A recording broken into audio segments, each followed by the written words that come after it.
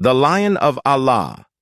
The Islamic heartbreaking history of Hazrat Hamza radiallahu anhu.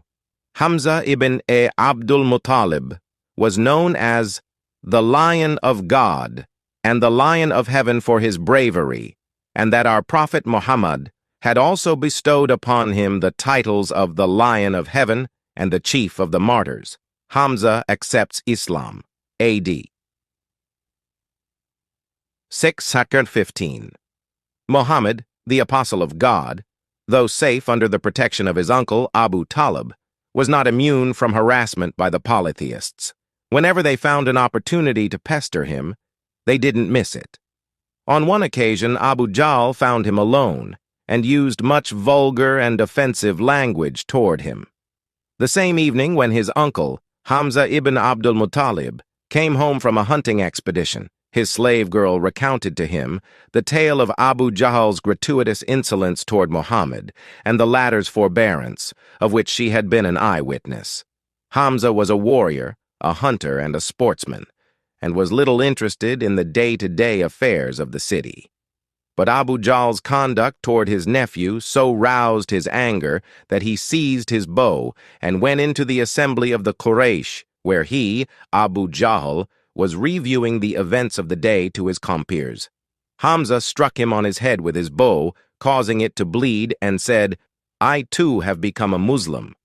This was a challenge to Abu Jahl, but he figured that silence was the better part of valor, and did not tangle with Hamza, even restraining his friends who wished to rise in his defense. Betty Kellen, Muhammad's uncle, Hamza, a man of his own age, was reputed to be the strongest and most active of the Quraysh, their champion in war and sports. He spent most of his time hunting in the hills. One day, when he returned from the chase with his bow swinging from his shoulder, his slave girl told him how Abu Jahl had heaped abuse on his nephew's head. Hamza found himself at the end of all patience. He liked Muhammad, although he did not understand him. 6. He went on the run to the mosque, where he saw Abu Jahl sitting among his friends. He lifted his heavy bow and gave a great bang on his head with it. "Will you insult him when I join his religion?" he shouted, flexing his great muscles under the noses of the Quraysh. Hamza became a Muslim, and this put teeth into the faith. Some of the Quraysh were more careful about calling Muhammad a poet. Hamza became a devout Muslim and a champion of Islam. He was the comrade in arms of his other nephew, Ali, and it were both of them who killed most of the leaders of the Quraysh in the Battle of Badr, to be fought a few years later. In the Battle of Uhud, Hamza killed the second standard-bearer of the pagans, and when they charged the Muslim line, he plunged into their midst. He was hacking his way through their ranks when he was struck by a javelin hurled by Washi, an Abyssinian slave. Washi was engaged for this very purpose by Hinda, the wife of Abu Sufyan and the mother of Muawiyah, and by another idolater of Makkah. Hamza fell on the ground and died immediately. After the rout of the Muslims that day, Hinda and the other harpies from Makkah mutilated the bodies of the slain Muslims. She cut open Hamza's abdomen, plucked out his liver, and chewed it up. She also cut his nose, ears, hands, and feet, strung them into a necklace, and entered Makkah wearing it as a trophy of war. Muhammad Mustafa was deeply aggrieved at the death and at the mutilation of the body of such a stalwart of Islam as Hamza.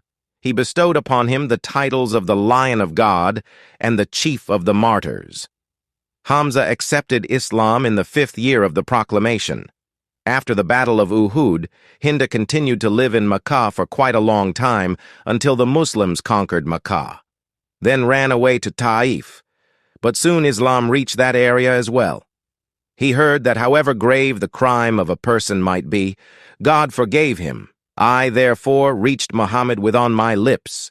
Shahada, Muhammad saw me and said, "Are you the same Washi, the Ethiopian?" I replied in the affirmative. Thereupon he said, "How did you kill Hamza ibn Abdul Muttalib?" I gave an account of the matter. Muhammad was moved and said, "I should not see your face until you are resurrected, because the heart-rending calamity fell upon my uncle at your hands." It is explained by Islamic scholars that the reason for Wahshi avoiding Muhammad was not out of continued anger against Wahshi, but in case Wahshi interpreted a look on the face of Muhammad as anger for him, which would therefore make him distraught, so long as Muhammad was alive, hidden from him. After his death, the battle with Musaylima took place. He joined the army of Islam and used the same weapon against Musaylima and succeeded in killing him with the help of one of the Ansar. If she killed the best of men, Hamza ibn Abd al-Muttalib, with this weapon, the worst man too did not escape its terror. Hey, amazing YouTubers! We're on a journey to share incredible Islamic stories that touch hearts. Join us on Spiritual Miracle Tales, where inspiration meets storytelling magic. Subscribe for a sprinkle of spirituality, and let's create a community of wonder together. Let the journey begin, and let's spread the joy. Spiritual Miracle Tales.